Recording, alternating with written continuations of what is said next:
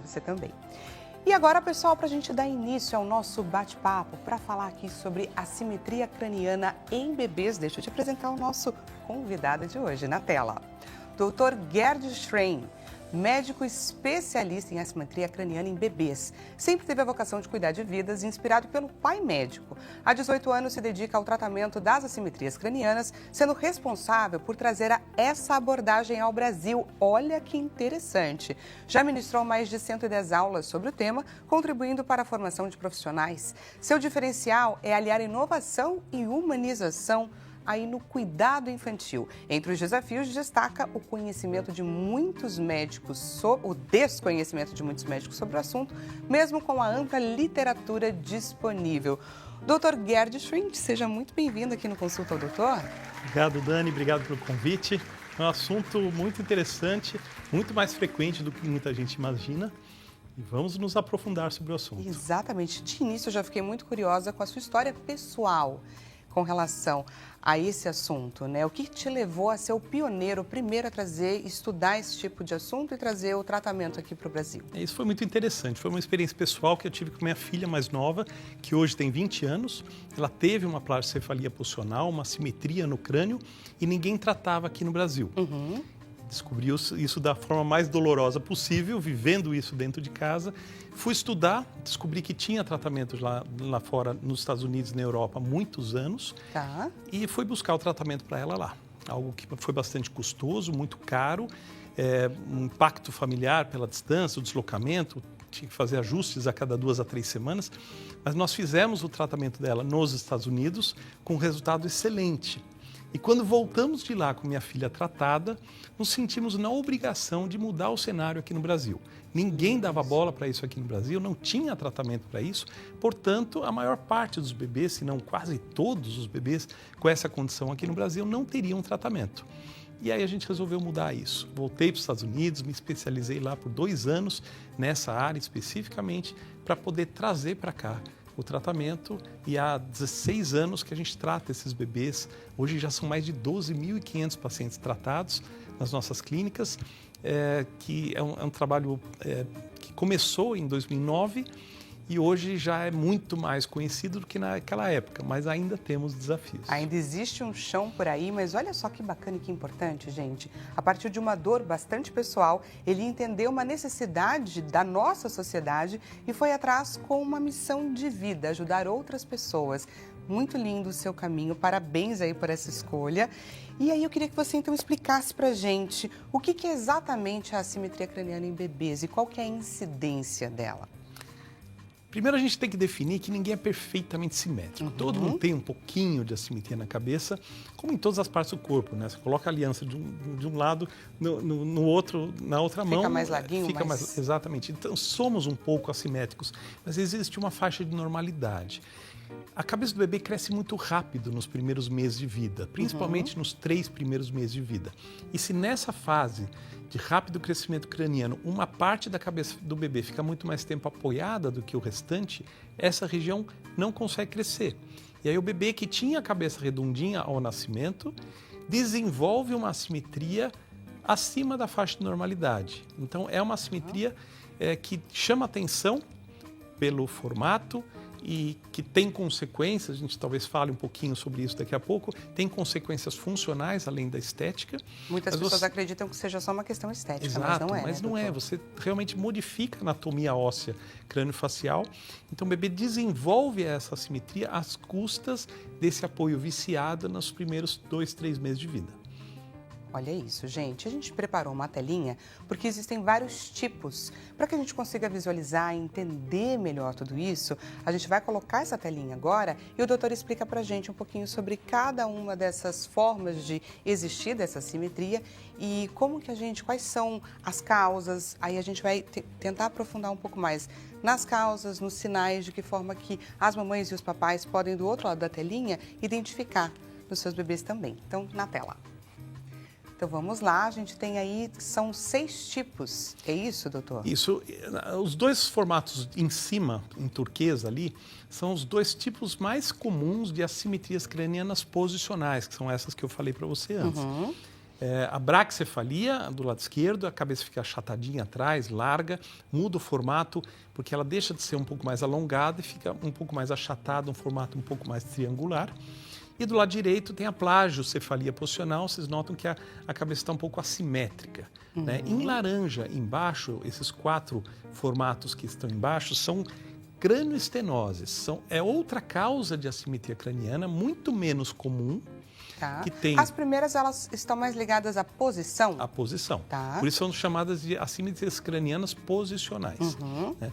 As de baixo não estão relacionadas à posição, tá. Geralmente já estão presentes ao nascimento. O bebê desenvolve uma assimetria muito marcante por conta do fechamento precoce de uma das suturas cranianas. Suturas são linhas que separam as placas ósseas do crânio e nos primeiros meses têm que estar abertas. Elas vão se fechando progressivamente entre o primeiro e o segundo ano de vida, exceto a sutura metópica, que é uma que tem bem no meio da testa, que fecha mais cedo. Mas todas as outras, elas se fecham num momento um pouco mais tardio. Tá. E o fechamento precoce de uma dessas suturas provoca uma assimetria bem marcante, que tem um tratamento completamente diferente das assimetrias posicionais. Olha só, gente. E em termos de diagnóstico, quais são os desafios para eu conseguir entender, identificar a tua pergunta é muito importante, Dani, porque assim, algumas pessoas subestimam a importância do primeiro passo em qualquer tratamento médico. Todo bom tratamento começa com um bom diagnóstico médico. E diagnóstico médico é feito pelo médico. Então, a gente não deve seguir para o próximo passo, falar em tratamento, falar em abordagem, de reposicionamento, de órtese craniana, de cirurgia, sem passar por essa etapa do diagnóstico médico. Então, quem faz esse diagnóstico é um médico com profundo conhecimento sobre o assunto. Tá. E que diferencia clinicamente entre as assimetrias cranianas posicionais e as cranioestenoses. Eventualmente, a gente vai pedir um exame complementar, uma tomografia com reconstrução 3D, o ultrassom de suturas, mas é o médico que pede e interpreta esse exame, e aí você firma o diagnóstico e você consegue dar os próximos passos. O que leva um pai ou uma mãe a partir para essa investigação? Existem sinais? Fora o óbvio, né? Que seria você identificar ao olhar que a sua criança tem uma cabeça assimétrica. Muitas vezes os pais notam uma assimetria, uma mudança no formato craniano no momento do banho. Quando molha o cabelinho, você olha de cima, a cabeça, você vê que tem alguma coisa diferente. Eventualmente o pediatra pode notar isso ou algum familiar próximo que tenha liberdade para falar. E aí chama a atenção, puxa, a cabeça está meio tortinha, a cabeça está meio achatada atrás, e você acaba se surpreendendo com essa informação inicialmente. Foi o que aconteceu comigo quando a gente viu pela primeira vez. Na verdade, foi meu pai que viu pela primeira vez. Olha, e no primeiro momento a gente rejeita a ideia, a gente cria uma resistência. Faz parte, tem o tempo aí da formação. A cabeça é molinha, né? É molinha, mas ela tem que respeitar uma certa proporção e uma simetria. E aí, quando os familiares, ou os pais, ou mesmo o pediatra identificam uma assimetria, é preciso agir.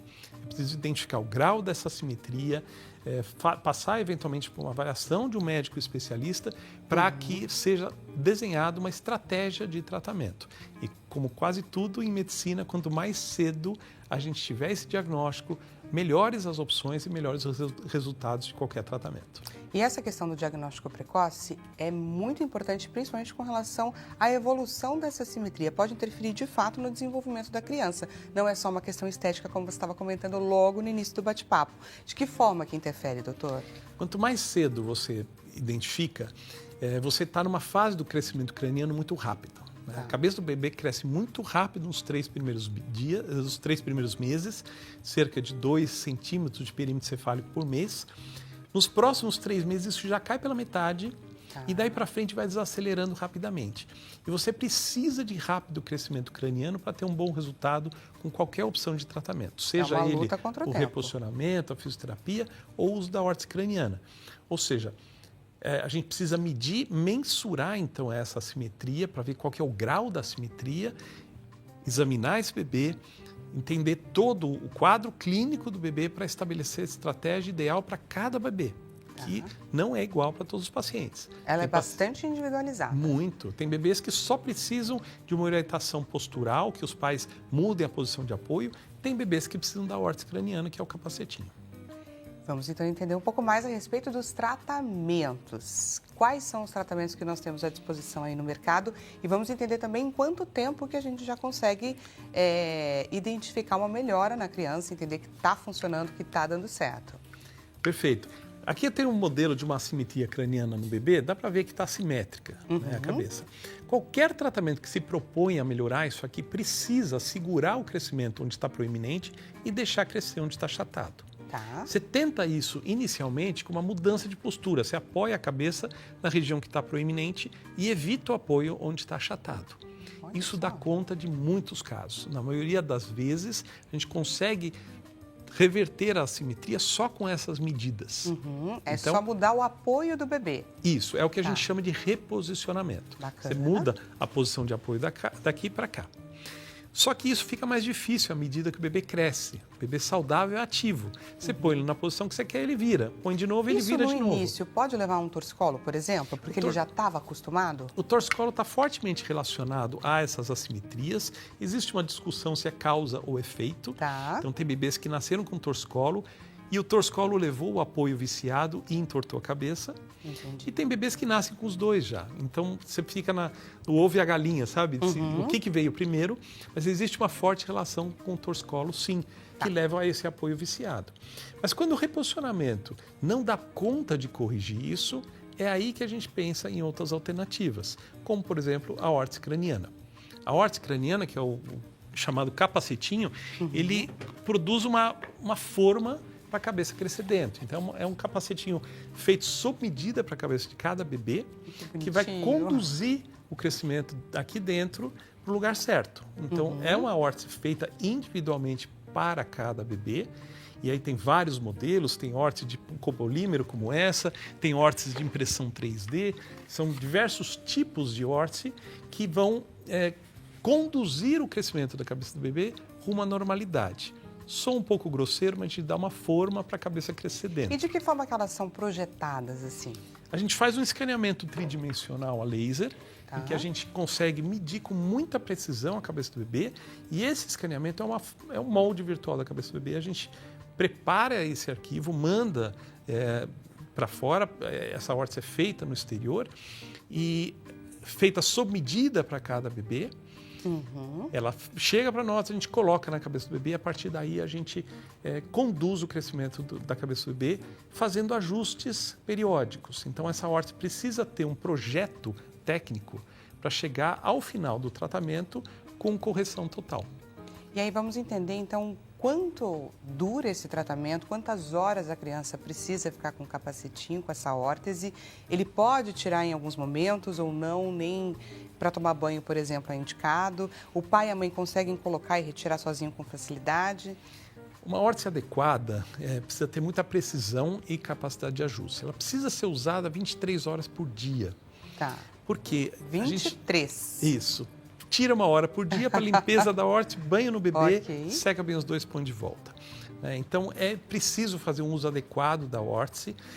Mais uma vez, existem muitas órteses hoje em dia no mercado, não são tão precisas. A gente precisa ter uma atenção grande à qualidade desse equipamento usado na condução do crescimento craniano. Então, dessa forma, o bebê usando o tempo todo, ele acaba permitindo o crescimento apenas onde desejado e nada onde está proeminente a região da cabeça. E rapidamente você consegue corrigir essa assimetria desde que faça um uso adequado. Olha só, gente, que interessante saber que existem recursos, que esses recursos estão à disposição e que muitas vezes não é necessário a cirurgia de fato, a intervenção cirúrgica. Quando que ela é necessária, doutor?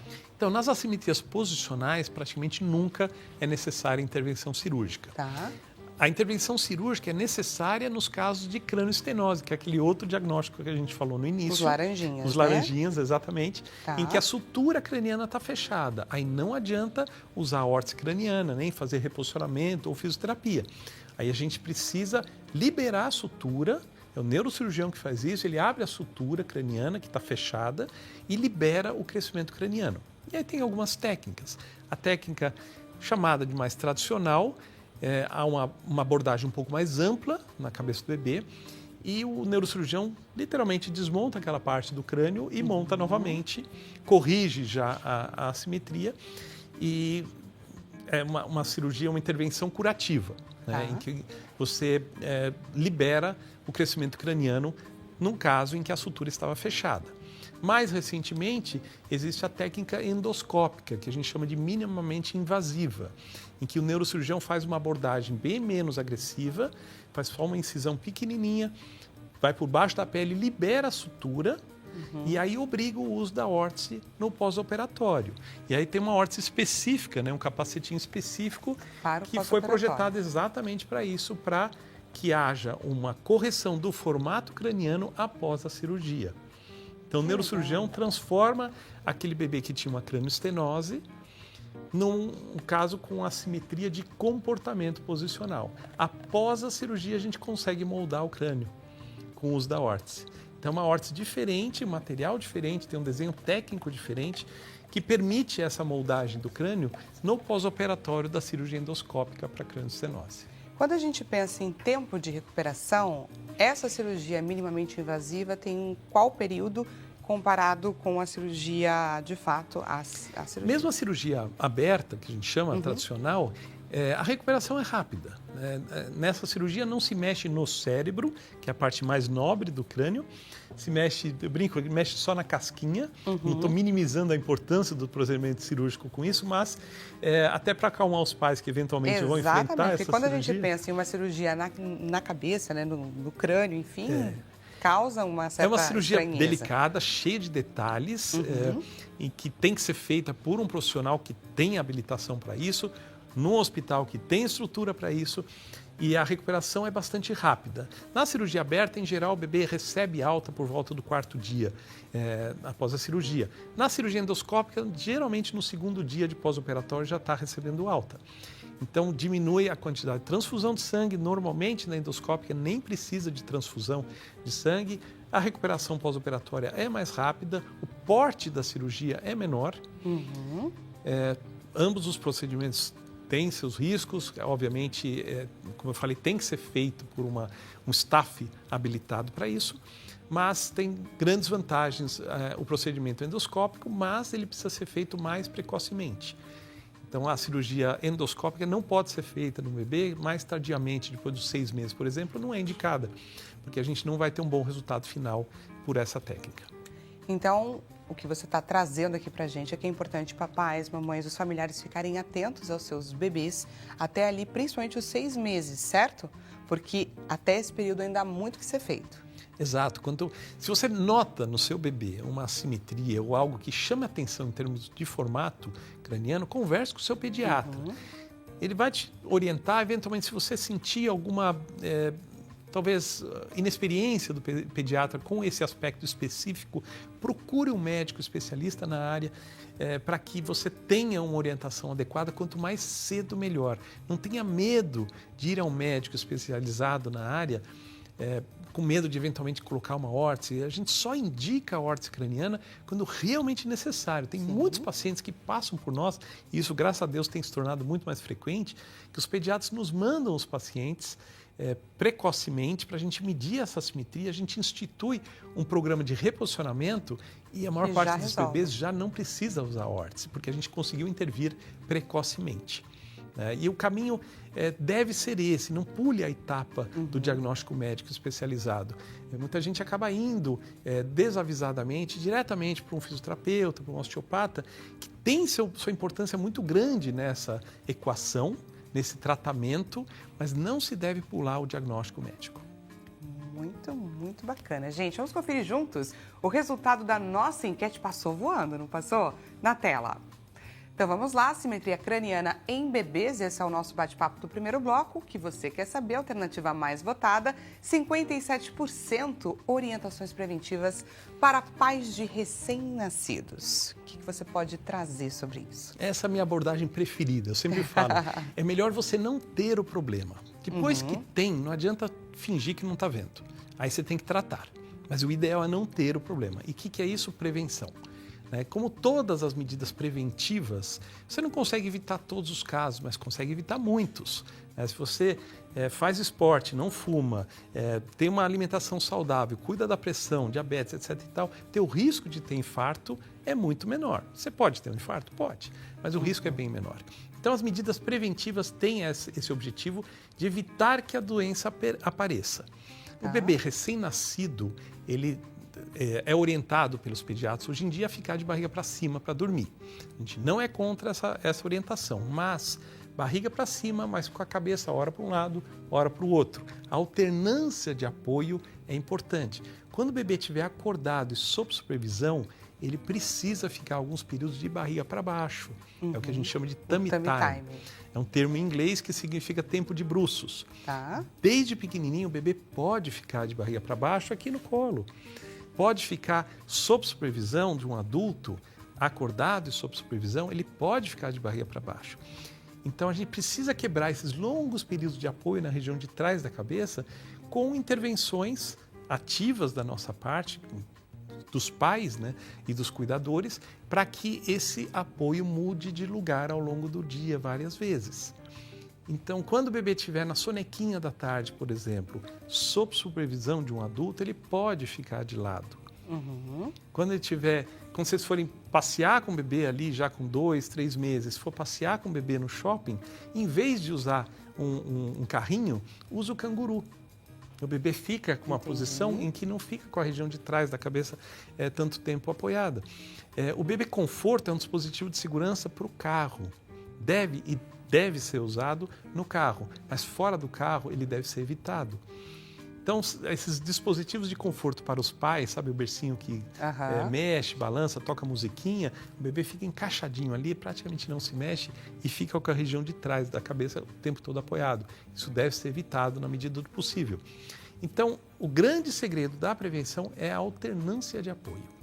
Muito bacana, espero que você do outro lado da telinha também tenha adorado essas orientações, gente. Agradeço demais sua participação, doutor. Para quem gostou do bate-papo, eu vou aproveitar para deixar os contatos do Dr. Gerdo Schrein, médico especializado em assimetrias cranianas em bebês. Instagram à sua disposição, Clínica Hertz, o site também clinicahertz.com.br. Dr. Gerdo, muito obrigada, viu, mais uma vez. Eu que agradeço.